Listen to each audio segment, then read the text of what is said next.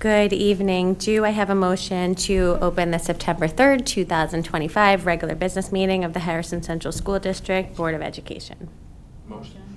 Second? Second. All in favor? Aye. Aye. Valerie, would you please do a roll call? Kelly Kozak, Here. Kelly Mulvey Magnan, Benjamin Browski, Here. Samantha Jaberta, Robin C. Sullivan Jr., Here. Jerome Valenti, and Gabrielle L. Please note the fire exit. Thank you, Valerie. Do I have a motion to recess into executive session? We have CSEA personnel matter to discuss. Second? Second. All in favor? Aye, we are recessed. Do I have a motion to reopen the September 3rd, 2025 regular business meeting of the Harrison Central School District Board of Education? Motion. Second? Second. All in favor? Aye. Aye.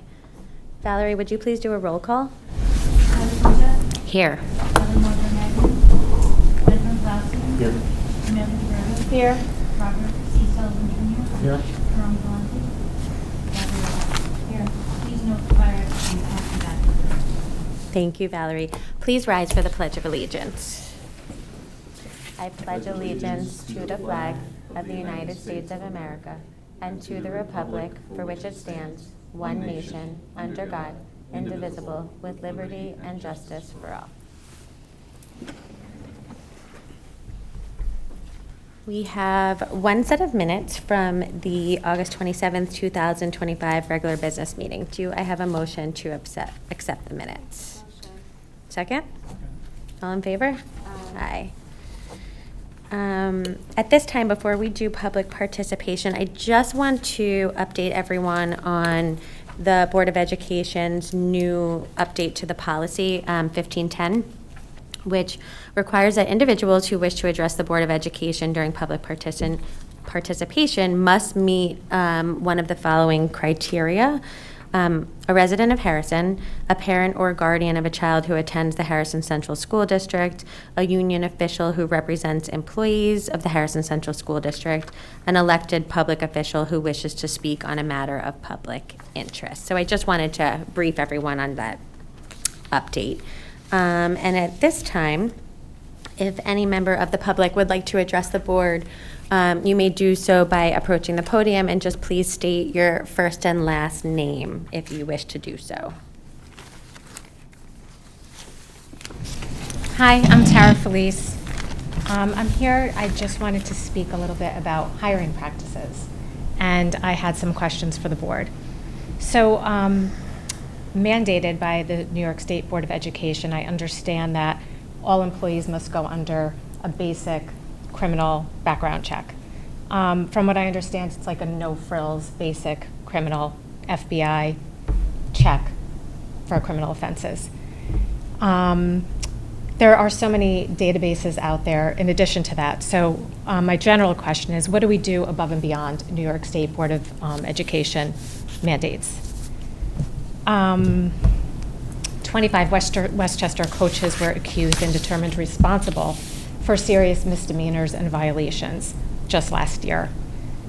They are not part of a criminal database. Some misdemeanors and violations can be actually very serious. They could include disorderly conduct, emotional abuse, and many other things. So my questions to the board are specifically, and I'll give this to you too because there are a lot of questions. Does the district conduct background checks beyond the New York State criminal database? As part of the screening process, do we verify records with state and national organizations such as Safe Sport or the New York State Professional Misconduct Organization? Do we do any substance testing? I don't believe that's mandated by the Board of Education. Do we currently have on staff those with prior records, including misdemeanors and violations, not only criminal offenses? DASA, Dignity for All Students Act. Most school districts have a designated coordinator. I was trying to research our coordinator, and I could not find one, but I did see that our principals and our assistant principals are all certified in DASA, which is great, as they should be. Do we think it's a good idea to hire our own certified DASA coordinator? Is that something we can explore, since our principals, assistant principals, superintendent are quite busy? Which staff members are authorized to access and administer student medications? This stemmed from Scott Spector, his past, history last year. It made me concerned about who else we have on staff. What are the subcommittee meetings, and can public attend, residents, parents? And do you guys have budget or financial meetings that parents could attend that are public? Because if any of these things are budget issues, I would like to learn more about the budget. I vote blindly, yes, in every year for the district vote, and I'd like to learn more about it. So those are all my questions, and I'll give you my questions too, since there are so many. You can just give them to Valerie, and she'll make sure we get them all. Thank you. Yeah, thank you. Thank you for voicing your concerns. Dr. will respond during his update. Okay. Moving on to my brief update. Welcome back to all of our students after day 2. The buildings are bustling, kids are excited. There's just great energy everywhere, and fall is in the air. So that is very exciting. And up at the high school, JV and varsity sports are well underway as well.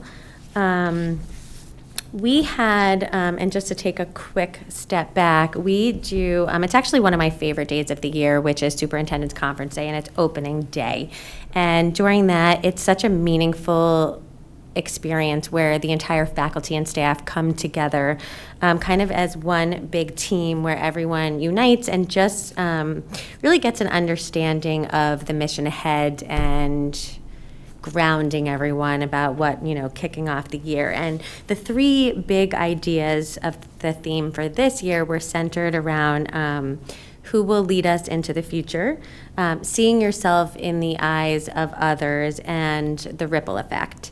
And basically, it's recognizing the evidence of our good work in every day and in the lives of others, and how these brief moments, almost like invisible moments and exchanges between people, create that ripple effect. And it's always the magical moments that happen in the brief encounters, sometimes when, others aren't always watching. So it was a wonderful morning. Dr. Will may elaborate a bit more during his update. But it's a great way to uplift the faculty and staff when everyone comes together for that. So I just wanted to share. We also have some good news. 2 of our students have been selected for the All-State Treble Chorus. Mary Grace Kozier for the 2nd year in a row as a soprano 2, and Sophia Campos as an alto 1. Mary and Sophia were 2 of 800 students selected for All-State ensembles this year from an applicant pool of 6,338. Across the state. So congratulations both to Meg Test, their chorus teacher, and the NYSSMA accompanist on a significant accomplishment. We're very proud of them. This week we also was the beginning of the marching band season. And with 2 days of leadership training followed by the arrival of the full band, the leadership group spent the first 2 days with Deanna Lurcher, Sophia Kokulis, and Austin Bandino developing strategies to support their section members throughout the upcoming season. And they all came together in McGillicuddy Stadium on just this past Tuesday, August 26th, for their showcase and a celebration. So that was super exciting as well. We're really proud of them and all of their hard work. And I would just recommend for all parents to keep an eye on the district calendar. We have some PTA meetings coming up this month in all 6 of our buildings. Grade 6 has their open house on September 9th here at LMK, so that's next week. And yeah, we are up and running. So welcome back to all, and Dr. Will, with that, I'll pass it to you. Thank you. All right. Thank you so much. Andy sent me the video today of our opening day, and we've been together so long, Andy, I couldn't find it. So, Andy is one of the only people in the known universe that has seen every single speech that I have ever made. And we agreed that the feedback on this one was very different level. I think primarily because we narrated for everybody just the extraordinary work of so many people in this organization who have had an effect on kids' lives. We started out by recognizing our maintenance crew and our custodial staff who had just a hellacious summer and still managed to get school open on time. I was here Saturday, Sunday, and Monday of Labor Day week, and I can tell you I was not alone. The entire crew was working on those days just to get school ready. So I know they've heard it before, but if you're watching at home, you should hear it here, that these are extraordinary human beings. Yes, they make overtime, but when you give up your Labor Day and put in the kinds of hours that they put in and produce the kind of work that they produce, those are people that care deeply about other people. And there were two stories that I found particularly charming and speak to the mission of our district about seeing the possibility and promise in all people. We had a tragic loss of an elementary child this year. Alessia passed away from the Preston community. And last year, I had highlighted Joey Pinto, who's the head custodian in this school, and his passion is wrestling. And during the course of the year, Alessia is a twin. Her brother, Gio, is fascinated by wrestling. And Dennis invited the head custodian, Dennis Courtwright, from this school to do a presentation in Gio's class on wrestling. And that's because we don't see people by title. We see them by who they are and what they bring. And the joy that Joey brought to that whole group, and especially that young man in a very trying time, is just, I think, such a great story of who we are as an organization. We're just so proud of everything the people in this place do for kids. And obviously the board was there. Brian, Lisa, and Valerie were there, and we talked a lot about what teachers do. And I was able this year to gather stories from this year's senior class, literally given to me from their dorm rooms on their phones, about what they remember and who changed their lives. And some of them were just incredibly profound. So I couldn't be more proud nor feel more privileged to work in a place that puts such a high priority on servicing everybody's kids. A couple of other things to talk about. We did open school on time. Miss Antonia Semeo had quite an auspicious beginning at the Harrison Avenue School. She was here on Labor Day trying to get her office set up because it wasn't quite ready yet. But she had a good opening, and I heard from Mrs. Himes, and she called to see how things were going because she can't fully let go. If you haven't been to the Parsons School, Mr. Sullivan, you've been waiting for this longer than anybody. The third floor, after almost 70 years of being closed, is open with kids in it, and Parsons finally has a lobby. The security entrances are going up. They're being completed as we speak. And Purchase School, which scared us a little bit in a last-minute mad scramble, got the parking lot squared away. The sewer line is going in, and we'll see that building take off pretty quickly now. And the new addition to the high school already has a roof, and the walls are going up. All of that is happening in the course of a summer, so I could go on and on. The field ran into a little bit of delay because of a lot of rock removal. We sent out a message maybe 3-4 weeks ago, but we're still not sure when that will be completed. Probably not until the end of the fall season, but stay tuned for more information on that. The other thing I want to talk about is, actually I don't want to talk about it, but I'm going to talk about it, is the cell phone ban and the ban of internet-enabled devices. I just need to say thank you to the students that go to school here. I've been all over the high school the last 2 days, and you know, our kids, as they always do, they demonstrate a level of maturity and understanding about what their responsibilities are. I didn't see one child on their cell phone, and I didn't see it being a major issue for us.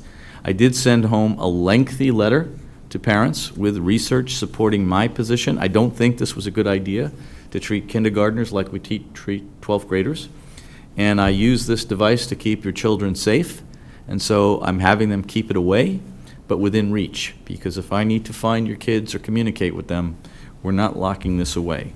I have confidence that your kids can manage this process, and they will. So, also want to give a special thanks to Dr. Ledwig and the entire leadership team. I think we hired 40 teachers and several new administrators, one of whom is here tonight. She was actually appointed just a few days ago and couldn't be here. So, Allison Porcelli, welcome to the Harrison Central School District. We're glad you're here. We're not going to require you to say anything, but we're grateful that you came down to be recognized. The board is happy to meet you, and we can't wait to get you started. I know Lisa can't wait. She's carrying a lot of water. We also were delighted that Lauren Wendorf, who we just hired as the new assistant principal over at Parsons School, was able to start on day one, and so they're fully in place. And Shelby Traub, also a wonderful teacher from our high school, was promoted to the supervisor of secondary special education. You will be getting an email in the next few days that narrates all of the new teachers and administrators with biographies shortly, so stay tuned to your mailbox. Dr. Ledwig, I could thoroughly respond to some of Mrs. Felice's questions, but I'm going to answer them broadly, and then I'm going to suggest that you can respond either in writing or maybe with a meeting to give her more details. But our background checks are the most thorough that you will find. We actually do more than one. But who gets to work in a school district is determined by the New York State Education Department. They determine what is acceptable or not. We have a very thoughtful application process.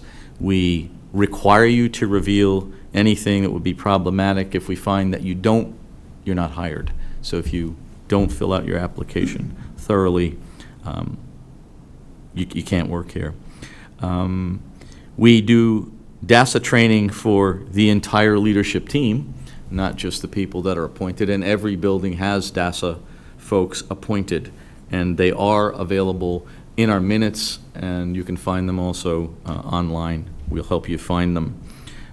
As far as budget presentations, we have a Citizens Budget Advisory Committee that's open to the community. Anybody can sit on it. You just let Mr. Whipple know, and you'll be invited to those meetings. But we also do about 14 public presentations on the budget, open to everybody, and we narrate in excruciating detail to the point where the board doesn't want to hear it anymore, everything you could possibly want to know in the budget, and the public has an opportunity to answer.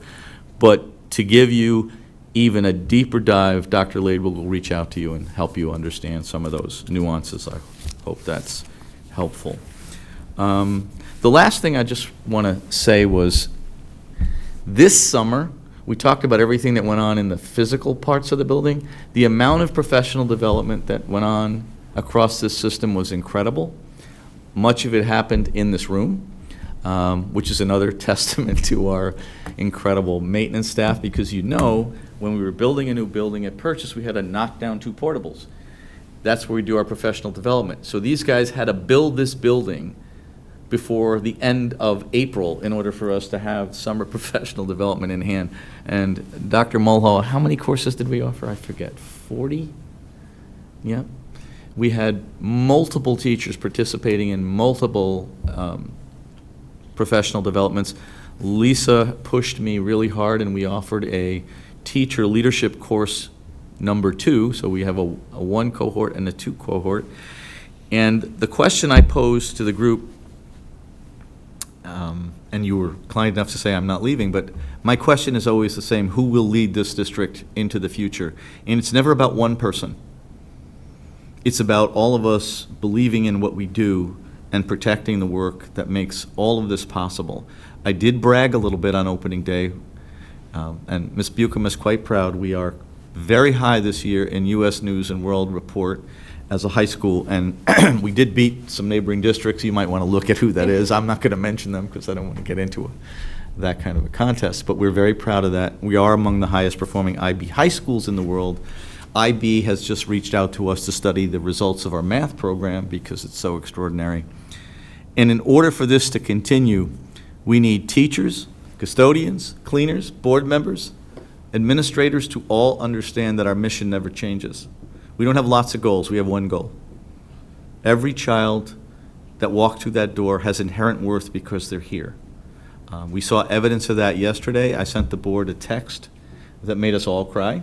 We were able to return another child to our district, and the child happens to have a fifth grader in the same school, and he went up to the principal and said, "Where are the special education classes?"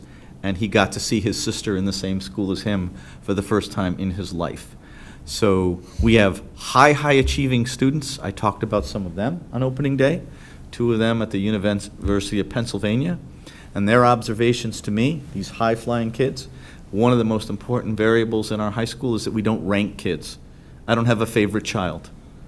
And that gave them the confidence to go out and do incredible things because they were going to be judged on how good they were as human beings, not how they compared to somebody else.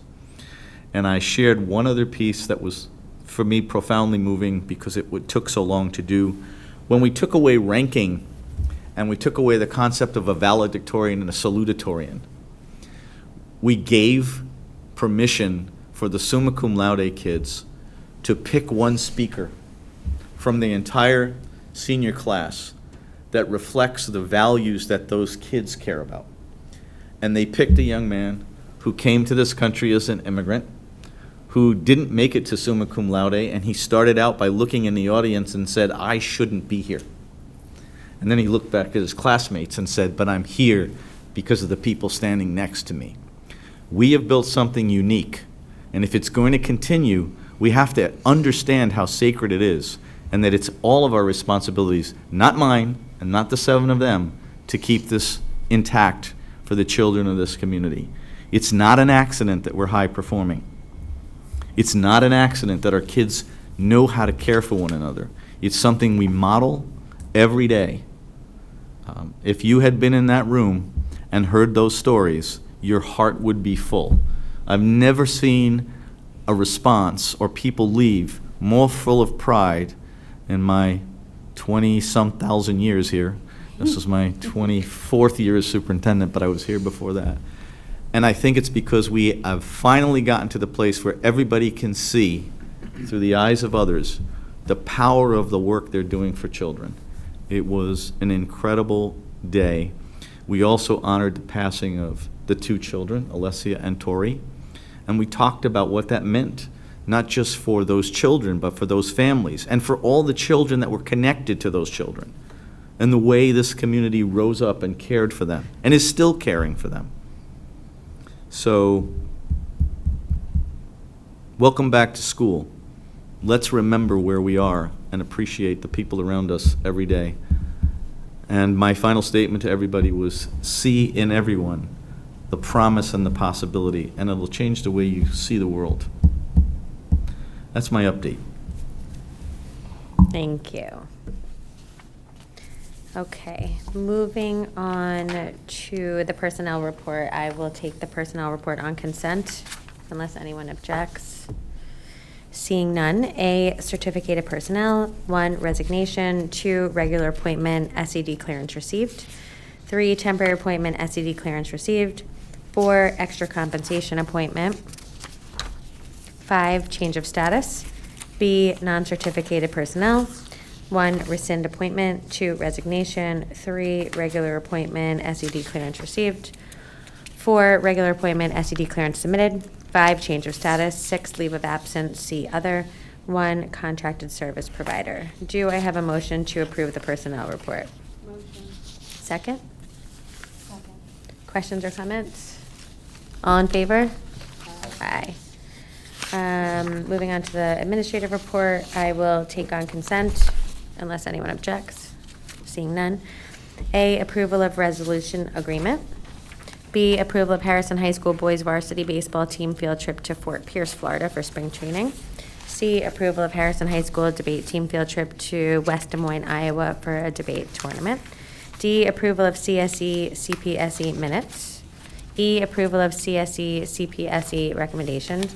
F, approval of CSE, CPSE annual reviews. Do I have a motion to approve the administrative report?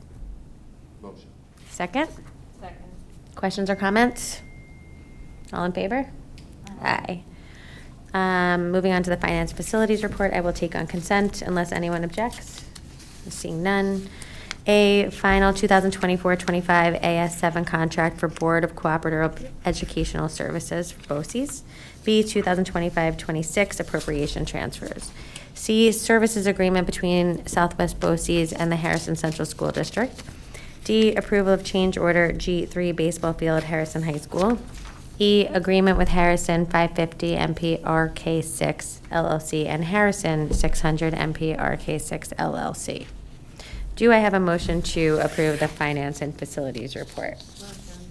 Second? Questions or comments? Just a comment, that last E is our neighbors down the road allowing us to park during the Ryan Oh, Harrison game. okay. Because we can't possibly fit all those In people their on lot, okay, campus. So great. we thank them for their support. All in favor? Aye. Our next regularly scheduled business board meeting will take place. Yeah, thank you. That is wrong. Will take place on September 17th, 2025, 7 PM here at the Lewis M. Klein Middle School. Do I have a motion to close the business meeting? Motion. Second? Second. All in favor? Aye. We are adjourned. Have a wonderful night.